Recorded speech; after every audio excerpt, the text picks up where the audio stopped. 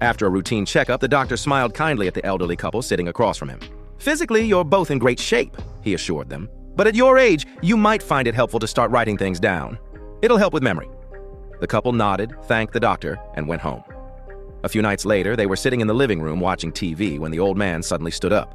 "Where are you going?" his wife asked. "To the kitchen," he replied. "Could you get me a bowl of ice cream?" she asked. "Sure," he said. "Don't you think you should write it down?" she cautioned. "You might forget."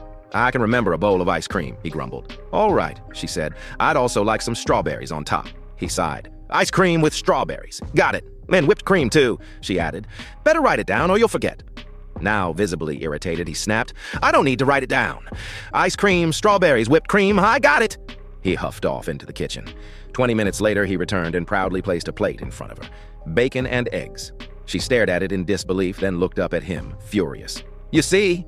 she shouted. "You forgot the onions." After years of dreaming about the cowboy life, Bert and his wife, Margaret, finally moved to Wyoming.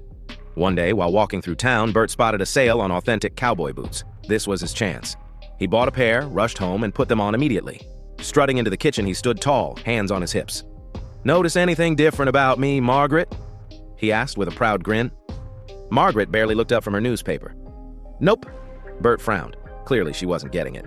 He stomped off to the bathroom, undressed completely, and then marched back into the kitchen wearing nothing but his brand new boots. "How about now?" he said louder this time. "Notice anything different now?" Margaret looked him up and down, sighed, and said in her usual deadpan voice, "Bert, what's different? It was hanging down yesterday, it's hanging down today, and it'll be hanging down tomorrow." Now fuming, Bert bellowed, "And do you know why it's hanging down, Margaret?" She barely glanced at him. "Nope, not a clue." "It's hanging down because it's looking at my new boots." Without missing a beat, Margaret turned a page in her newspaper and muttered, "Shoulda bought a hat, Bert, shoulda bought a hat." After decades of routine, Harold and Martha decided to spice things up and try Viagra for the first time. The results were spectacular. The next morning, as Harold sat at the breakfast table with a satisfied grin, Martha busied herself in the kitchen. "Would you like some bacon and eggs, a slice of toast, and maybe some grapefruit juice and coffee?" she asked. Harold shook his head. "Thanks, but I'm not hungry. It's this Viagra. It's really taken the edge off my appetite." At lunchtime, Martha tried again. "How about a bowl of soup, some homemade muffins, or maybe a nice cheese sandwich?" Again, Harold waved her off. "Nah, still not hungry. Must be the Viagra. It's killing my desire for food." By dinner time, Martha was getting impatient. "Okay, what about a juicy ribeye steak, some apple pie, maybe a rotisserie chicken, or a tasty stir-fry?" Harold sighed. "I appreciate it, honey, but I just don't have an appetite. It's got to be the Viagra." Martha put her hands on her hips, glared at him, and huffed. "Well, in that case, would you mind letting me up? Because I'm starving." A cheerful 90-year-old man strolled into the doctor's office, grinning from ear to ear. He cracked jokes with the nurses, charmed the receptionist, and was in high spirits until he stepped into the examination room. After a thorough checkup, the doctor frowned.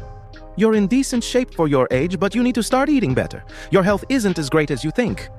The old man scoffed. "Nonsense. I've never felt better. In fact, I just married an 18-year-old bride, and she's pregnant with my child. What do you think about that, Doc?"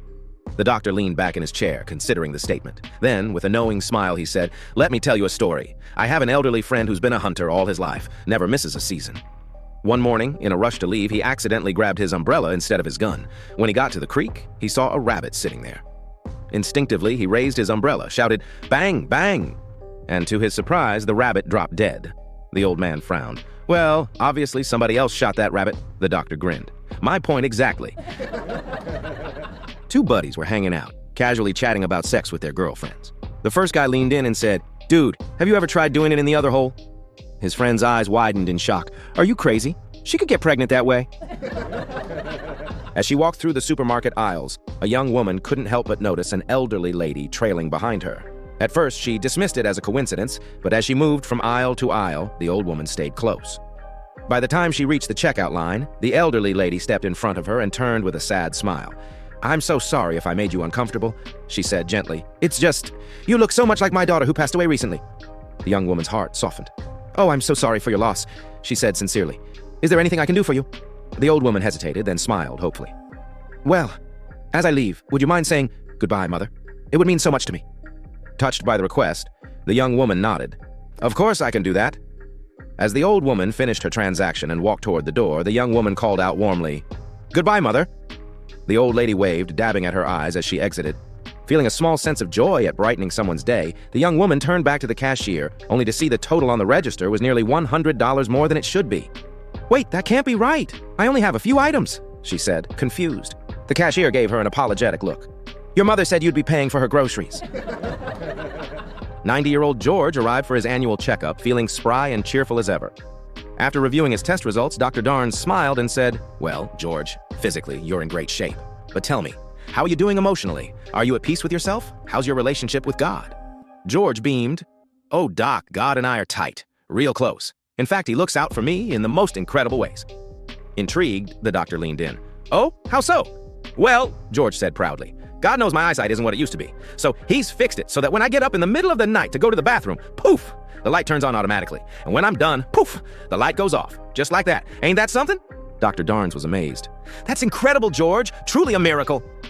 Later that afternoon, still marveling at George's divine connection, Dr. Darnes decided to call his wife, Thelma, to share the good news. "Thelma," he said, "I just have to tell you, George is doing great, but I'm especially in awe of his relationship with God. He told me that when he gets up in the middle of the night, the bathroom light turns on and off all by itself. That's just amazing." There was a brief silence on the other end of the line. Then Thelma groaned. "Oh, for heaven's sake, that old fool!" she exclaimed. "He's been peeing in the refrigerator again." At his annual checkup, old Mr. Peterson sat across from his doctor, looking surprisingly spry for his age. "Well, Mr. Peterson," the doctor said after reviewing the results, "everything looks great. Do you have any health concerns you'd like to discuss?" "Well, actually, Doc, there is something," the old man said, leaning in. "After I make love to my wife the first time, I'm hot and sweaty, but after the second time, I'm freezing cold." The doctor frowned, intrigued. "That's unusual. Let's have a look at your wife." A short while later, after a routine checkup, the doctor smiled at Mrs. Peterson. "Well, Mrs. Peterson, you're in excellent health. But your husband mentioned something odd. He says that after your first time together, he's hot and sweaty, but after the second time, he's shivering. Any idea why that might be?" Mrs. Peterson rolled her eyes and chuckled. "Oh, that crazy old fool. That's because the first time is in August and the second time is in January." After 35 years of dedicated service, George the mailman was finally retiring. As he walked his usual route one last time, he couldn't help but feel a mix of nostalgia and pride. At the first house, an elderly couple greeted him warmly and handed him a gift certificate. "Just a little something to thank you for all these years, George," they said with heartfelt smiles. At the second house, the entire family gathered at the door to present him with a beautifully wrapped set of fishing lures. "Hope you'll have plenty of time to use these," the father said, clapping George on the back. At the third house, a box of fine cigars awaited him. "For all those years braving the rain and snow," the homeowner said with a wink. George was touched by all the kindness. But nothing could have prepared him for what happened at the next house. When he rang the doorbell, the door swung open to reveal a stunning blonde in a sheer lace negligee. Without a word, she took his hand and led him inside. Up the stairs they went, and what followed was an afternoon of wild, passionate lovemaking. Afterward, as George lay in blissful exhaustion, the blonde slipped out of bed and disappeared downstairs. When he finally found the strength to follow, he was greeted by the smell of freshly brewed coffee and a full breakfast: toast, sausage, eggs, and crispy hash browns.